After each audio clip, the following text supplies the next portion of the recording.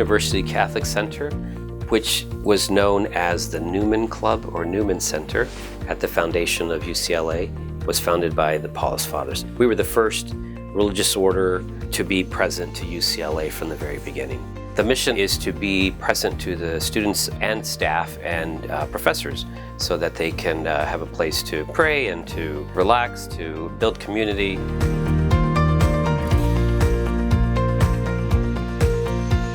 I think in college it's hard to find a community where you can relate, especially on faith.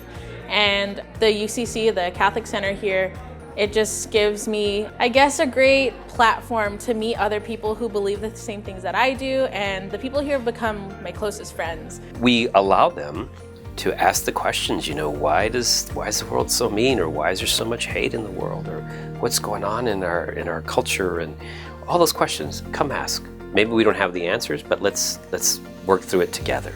I was very much a person that liked to be in isolation, and before, it was hard because when I would not get motivated, I had to find ways to motivate myself. I'd watch motivational videos. Sometimes they can get lost in their academics and their studies, and they isolate themselves, so that's one thing they do on themselves. But when they come here to the Catholic Center, they feel community, so we're very community-centric. Now, having people that are like-minded, and I could actually talk to them about my academic struggles, and sometimes we'll have study sessions here at the UCC up on the 3rd floor. We'll stay till late at night sometimes and motivate each other. So it's really helped me both academically and then spiritually as well, just to have those conversations with people. I think the people in this community are the best part of what makes the UCC what it is. There are older community members, there are graduate students, there are undergraduate students, and I get different perspectives of life from each and every single one of them. We have a student dinner every Thursday night. Anywhere from 40 to 70 students show up.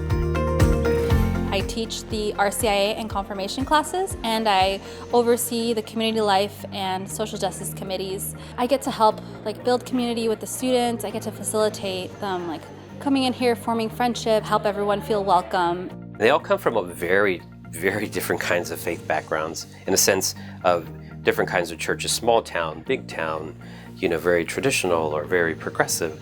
And so when they come here, you're trying to find a balance for all of them, so that way everybody is welcome.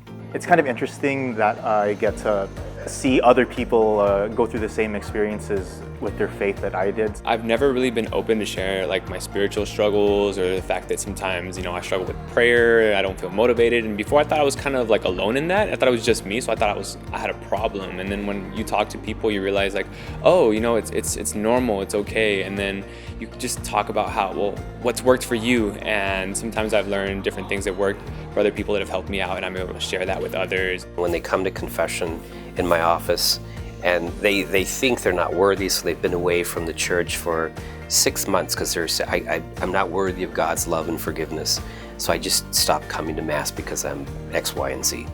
And when they come back and feel God's mercy and His love in that absolution, the tears and the, how could God do this? And so building that trust, the Father that they trust, so they can share their hearts about anything. Being a part of this community gives me friends to talk to, but it also gives me experience, and it gives me knowledge, not just about the faith, but also about the world. Your college experience is just not about the academics. It's very, very important. That's your first full-time job. But also, I always tell the kids, people are attracted to you not because of what you know, it's because of who you are. And then you can tell them, well, this is who I am because of my faith.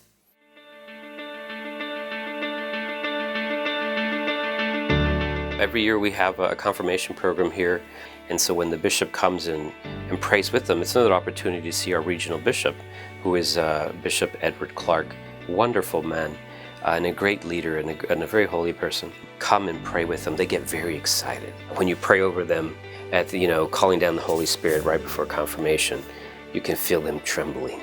It's a great moment in their lives because they really feel the church surround them and embrace them, and we're just so delighted that they said yes to their faith. Probably the most challenging thing in campus ministry, especially here at the UCC, and all of them probably, is having students come to church and really continue to develop their faith and not get lost in secularism, consumerism, or other things that are pulling them away from the faith. Someone says, I don't go to church because of church teachings. I'm like, okay, but what about the community? Why don't you go and just be part of the community. And the great thing is that there are people like you in the community who are struggling, who are trying to understand where God is calling them or how God is working in their lives, but they're not doing it by themselves. When you leave the church all by yourself, you're having to do it all by yourself. Here you can say, okay, help me understand what's going on, guys. Well, I'm struggling with this. So others can say, well, so am I. And I'll speak for my associate and myself, Father Mark. We really give them the opportunity to share their hearts with us. They can discern it with you and they don't feel judged. They feel loved.